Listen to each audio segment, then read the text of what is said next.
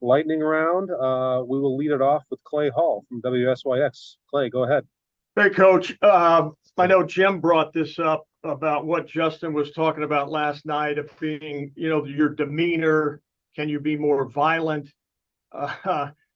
If I feel like you either have a mean streak or you don't. I mean, I know what I can do to get my brother all worked up, etc. But can you artificially motivate a guy like that or get somebody to take on a different mindset as a coach? Can you manipulate that, I guess? Well, I think everyone, can always get pushed to do better in all those areas. The way the game of football is played. So that's a reiteration of, my message all week is just keep pushing and we're all going to play fast and violent and, with high intensity and, everything's getting ratcheted up this week. It's just the way it goes. And so, we're all pushing, to get the most out of our players and maximize our players. I mean, that's what it comes down to because, that's just echoing kind of the message all week and we're pushing hard towards that. And that's not different than any other week. It's just, we're swinging as hard as we can. Thanks. All righty, we'll go next to Nathan Baird, Cleveland. Hey, Ryan, as you were doing your due diligence, I guess, sort of around the Woody and throughout the whole program as it related to Kyle, what was the most important, maybe non-football thing that you learned about him that gave you confidence that he was the guy? I think the team and the players having, faith and belief in him, seeing his leadership and seeing what he does, around the Woody with some of the players. I think he's done a nice job in before games, in the off season of having a voice. And that's been good. He's put a lot of work in by himself in the film room. So those are all good signs as a quarterback. All right, Dan Hope, 11 Warriors, you're up. Ryan, are you expecting Josh Proctor to be available on Saturday? And what's the plan at free safety for this week? Yes. Yeah, he'll be available and he'll play a lot. He'll be there and we'll still rotate guys, but Josh will be there and he'll play on starting as far as I'm at this point. All righty, we'll go next to Austin Ward. Austin, go ahead. Ryan, Marvin said that his GPS confirmed that 22.2 miles per hour tracking there on his touchdown. We don't often talk about him as like being a burner or straight line speed. Does he not get enough credit for that? He has top end speed. He does. I mean, when he decides to really open it up on big plays like that, he can go for sure. I don't know, what his 40 time would be right now, but yeah, I mean, he's got the speed and the quickness that, many of the elite guys have had. All righty, we'll go next to Joey Kaufman, Columbus Dispatch. Ryan, that was the most we got to see out of Jahad Carter last Saturday. I know he's had some bumps and bruises, just injury-wise since he's come. But just getting that extended look, what did he show you guys? Kind of filling in for Josh and Malik. Yeah, I think he's getting his feet back underneath him, and the more he plays now, that was his first game in the Horseshoe, first game as a Buckeye, really, where he played significant time, and so that's a starting point. It's a jumping off point. Now where it goes from there, that's going to be up to him. He watched the film and knows that there's areas that we got to improve on, but there was some good things there as well. So he'll keep growing. He'll continue to have opportunities, and he's had opportunities this week and done some good things. He's pushing, so we'll keep going on it. We know that there's talent there because we saw it when he was at Syracuse, and so now he's getting a better feel for this defense, and hopefully he'll take the next step as well this week. Alrighty, next up we'll go to Doug Lamarice, Rivals and the Kings of Columbus. Ryan, you mentioned on the radio show the need and the expectation to get 4 yards on each run play.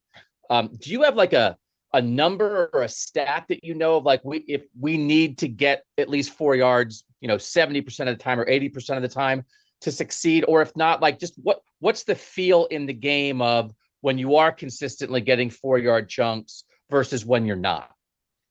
Yeah, those are to run efficiency numbers. Of you get 4 yards on first down, or second down, and then if you convert on third down in a short yardage situation, we don't really tie into it if it's like a third and extra long. Now in the red zone, it's a little bit different because if you're on the 7-yard line, a gain of 2, we say almost counts for 4 because it's harder to get runs down. Everything's condensed. So we're trying to be efficient on every single play. I mean, there's no limitation on where we need to be. We want to be efficient in every run that we have. But because I think, sometimes you say, well, we ran this play, 5 times and our average was, 6 yards a carry. 4 of them weren't efficient, but 1 went for like 60. Now that's good too. That's good. But we're looking for efficiency in a run game, and the higher the number, the better, just like completion percentage. Thanks. Yep. All righty. Next up, we'll go to Andy Backstrom. Andy, go ahead. Ryan, you mentioned on your radio show that Austin Reed is an NFL player. I guess from your stance, like what makes a quarterback an NFL quarterback? Like what do you see in a quarterback to deem them that title? And then also what kind of a privilege is that for a defense to kind of have that opportunity to face a guy like that this early in the season? Yeah, I think it's great. It's a good challenge for our defense to be able to, face an offense that is going to spread you out and throw it. Great challenge for our defensive line to push the line of scrimmage and get after the quarterback. Also in the back end, challenge our coverage, challenge our zones, challenge our man, an opportunity to get their hands on balls. So I think Reed does a good job of getting the ball out of his hands quickly. He's fearless. He's got good movement. You can tell he's got a great understanding of how they're trying to attack each defense, and he's put up a lot of numbers. He's very productive. All righty, last 2. First one to Bill Rabinowitz, Columbus Dispatch. Ryan, Josh Fryer was a champion the first week. I don't know if he was last week, but the move to right tackle, how has that gone? And just, he seems like a vocal guy on that line. What does he mean to that group's leadership? Just anything you might want to add about Josh? Yeah, well, I think he hasn't started, very many games, but I think that's the next progression for Josh, is to start taking that leadership role, because he does have those attributes about him, like you're mentioning. So, it's a little bit harder when you haven't played a bunch to take that role, but now he's starting to get some of these starts under his belt. And so we're going to need that. Going to need him to play veteran as we get into the meat of the season, but also take a veteran role. Matt Jones has been around for a while. He's not real vocal, but he's done a good job of leading in his own way. Donovan's played, but I think Josh has a chance to be a leader and be that voice that we're going to need, when we get into these very, very competitive environments. Thanks. Yep. And finally, we'll wrap it up with Tim May. Tim, go ahead. Oh, thank you very much, Mike. By the way, Coach, I tried to find a video that Flip you did against William and Mary. Couldn't find it, but I saw one against Dartmouth. But that's another story. I'll find it for you. Huh? I'll find it for you. Yeah, appreciate it, man. The 3 running back kind of rotation you've got going right now, do you like it? It seems to have some energy to it. And do you see that carrying on as this season goes on? I think it's been good. Again, I think everything needs to get turned up and ratcheted up. I think that there's another level here that we can get to.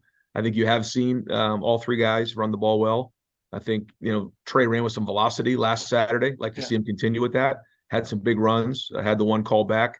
I think Chip has run the ball hard. Mayans had some good runs, especially down in the goal line in that, in the red zone in that first game.